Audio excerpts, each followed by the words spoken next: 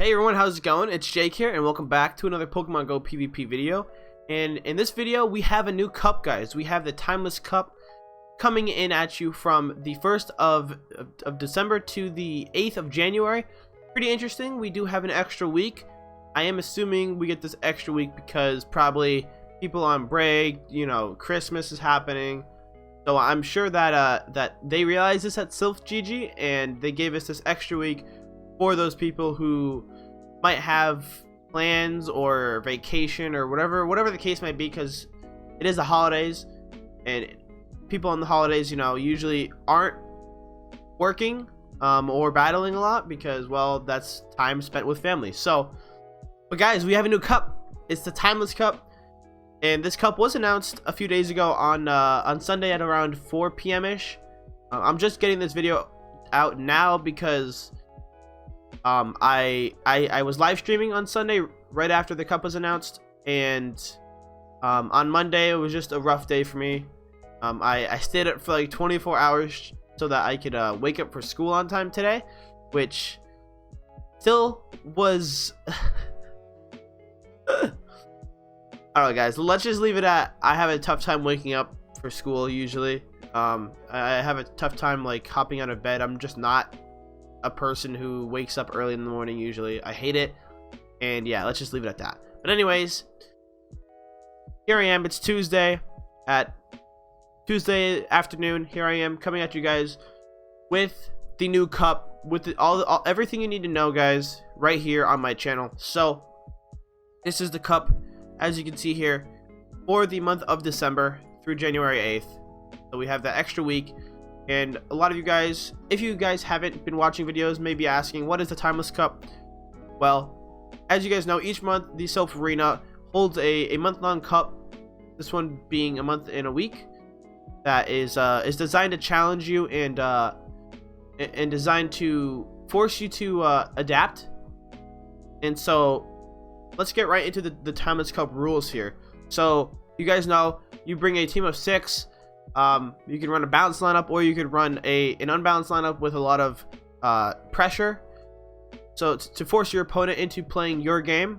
That's why there's certain teams that win tournaments. It's all based on, you know, the mind games, guys. And that helps you a lot in your wins. But again, matches are played in Great League, as everyone knows here. Timeless Cup requires you to pick a single starter Pokemon from the first 4 generations. Okay guys, so we got Kanto, Johto, Hoenn, and Sinnoh.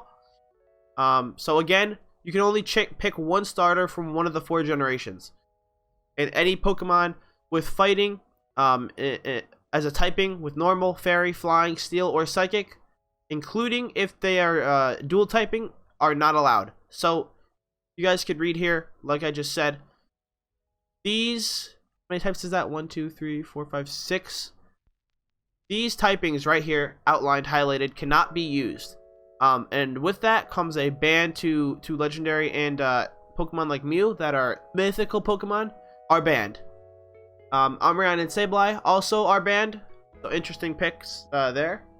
And then Pokemon only from the generations 1 through 4 are able to be used. So can't use anything from Gen 5. You can't use any Pokemon from the Alola region, the Unova region, or the new Galar region. And along with that, and as it says here, guys, your starter Pokemon can either be the first stage, the second stage, or the final stage, and the rest of your battle team will not have to be from that same Pokemon's generation as your starter. So you guys can, for example, if you want to pick a Venusaur, guys, you can have a Venusaur as your only starter, and then you can choose anything else from gens 1 through 4.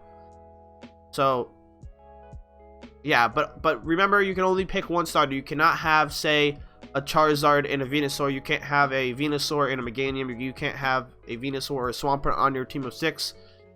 You can only have one, which makes this for a very interesting cup. You're gonna wanna pick your starter and then have the Pokemon surrounding it being like a bodyguard for it.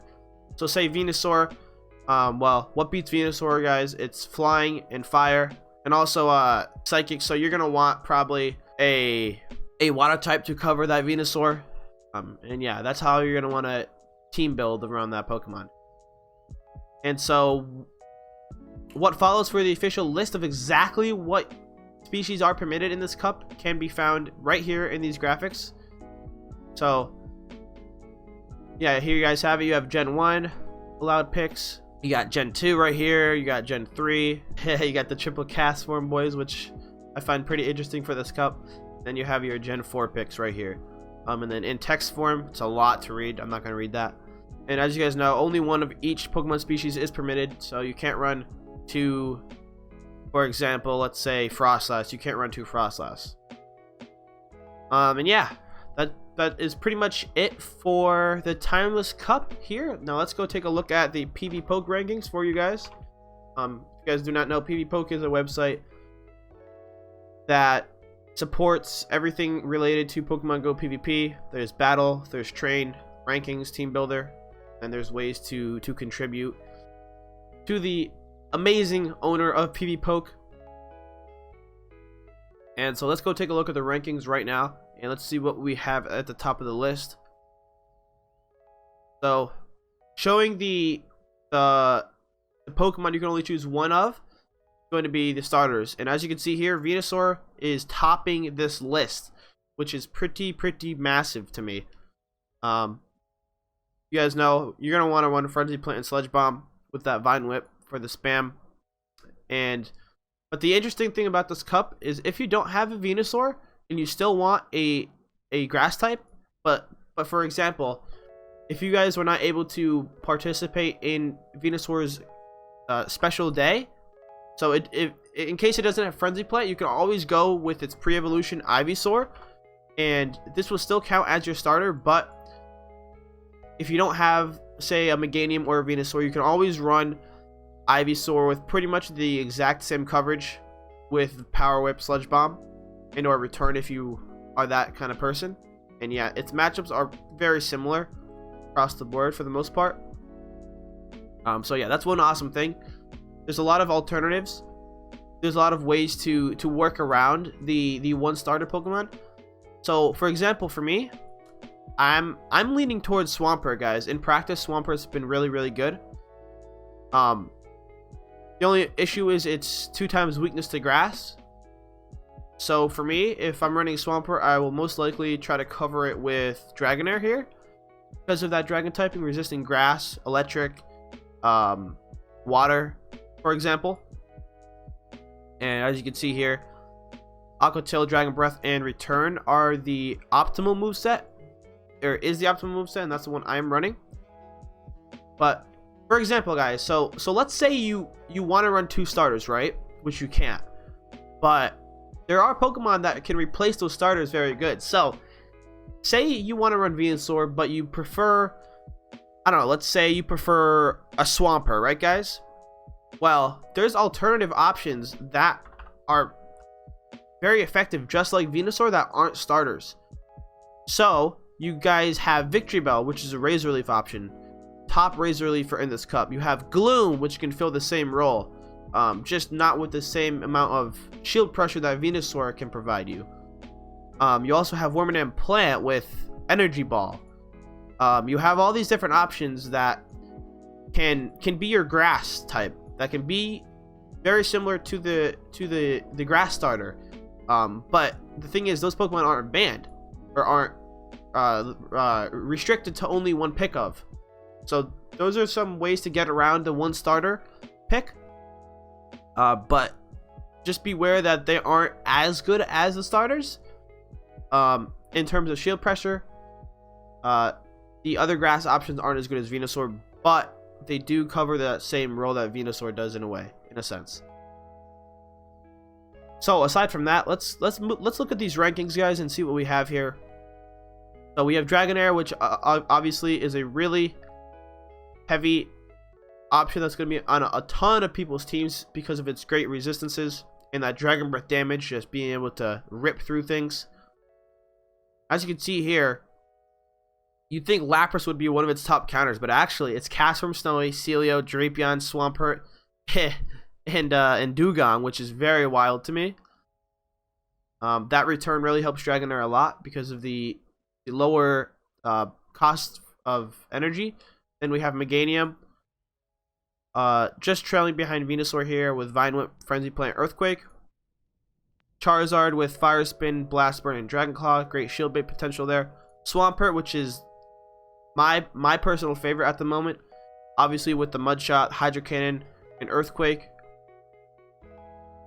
We got another Dragon type, part Water as well, in Kingdra with Dragon Breath, Outrage, and Hydro Pump.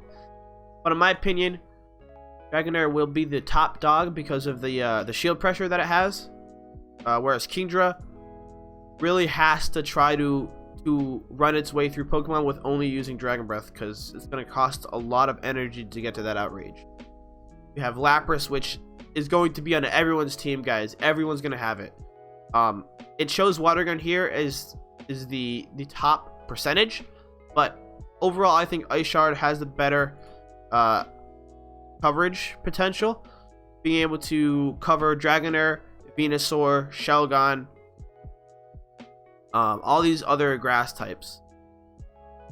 So that's a very optimal, I'd say, quick move for Lapras. Ice Shard over Water Gun for sure.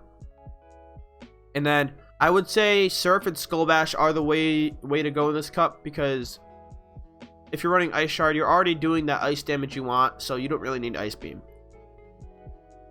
If you guys participated in the Lapras Day, I would say it's okay to TM off one Ice Beam Lapras, because I'm sure you guys have plenty of them. Next up, we have the Venomoth with what appears to be a Pokemon that you need to have the Bug Bite for, but that is not the case whatsoever, because Venomoth is a hard wall to the grass in this cup. So you're going to want to run the heavy hitting Confusion with the Silver Wind and the Poison Fang. But if you do not have Poison Fang, you could be like me and run either Return or Psychic. But I don't think it's very necessary. I'd say go for Return if you don't have Poison Fang, guys. Next up, we have Haunter at 9th. With an interesting place here in the meta. Lots of shield pressure, but also, again, very, very squishy. In this one, you're going to want to run Shadow Claw, Shadow Punch, and Shadow Ball. And again, I think you can run Dark Pulse over Shadow Ball, maybe, if you don't have Shadow Ball. But we're just going to have to see as the meta evolves, see what comes out of that. The next up, we have Ivysaur, just a few ranks below its counterpart, Venusaur and Meganium. Then we have a Dark Poison, being Skuntank with Poison Jab, Crunch, and Sludge Bomb. I could definitely see some play with Flamethrower, but I'd say Crunch is the better option. Then we have Blastoise, which unfortunately is down here at 12th with Water Gun, Hydro Cannon, and Ice Beam. We got the third Dragon type with Dragon Breath, Flamethrower, and Twister in the means of Shelgon. We have an Ice type, Frostlass, Powder Snow, Avalanche, Shadow Ball. And yeah, as this list just keeps going down, guys, we have Castform, Sunny, Drapion, Blaziken, Flygon, Muck, then Manette, Typhlosion, Whiscash, Torkoal, Snowy Castform, Victory Bell, Rainy Castform, then Gloom, Charmeleon, Piloswine, then Sceptile, Glalie, Politoed, Plant Wormadam, Beedrill. Then a really interesting pick in Sudowoodo. Pretty much one of the only Pokemon with a counter as its quick move. And then with Rock Slide, Earthquake. This could be a sleeper pick for sure. But it is weak to grass, so we'll see how that plays out. And then yeah, as we just keep going down this list, guys, the picks for each typing just gets lower and lower in the tiers. But again, guys, that's the huge part about this cup. There are so many options here. 192 picks that you could potentially use to team build. So even if you can't choose like more than one starter, there's always those alternative options to be placeholders for the OP starters with their moves. So I really like this cup in the team building aspect of it, because it really forces you to try to find Pokemon that that are able to produce the same results as the starters. And so yeah, I hope you guys enjoy this cup. Please let me know in the comments down below what your thoughts are and what teams you have already maybe came up with, and tell me how your practice has been, all that good stuff. I'm very curious to know what everyone's opinions are on this cup, and I can't wait to see how crazy everyone's teams are. We can almost guarantee though each team is probably going to have a Dragonair and a Lapras on it, because those two seem to be very awesome switches.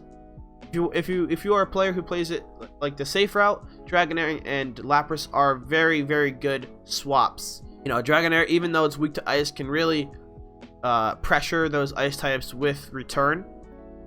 Same with that Dragon Breath damage. Really cool cup. Self, it feels a lot like Rainbow.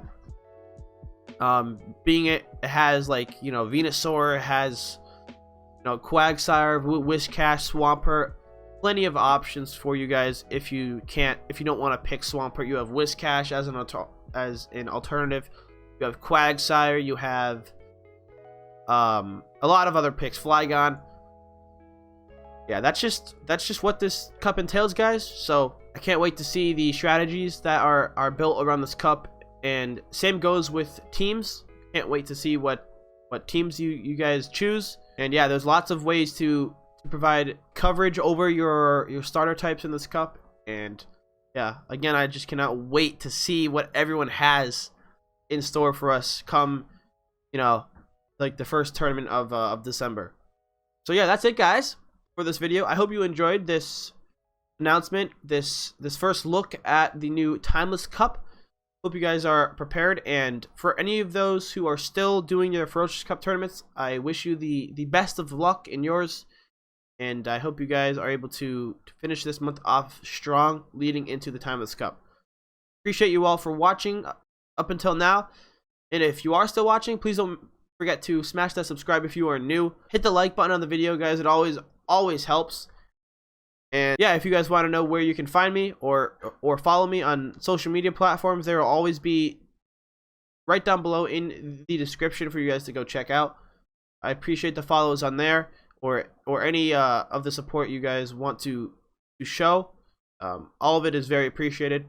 But until the next video, guys, I will talk to you all later. I'll see you guys later this week with some Timeless Cup practice and possibly some guides, maybe team building or like the meta breakdown. But yeah, until then, I'll talk to you guys later. Have a good day and peace out.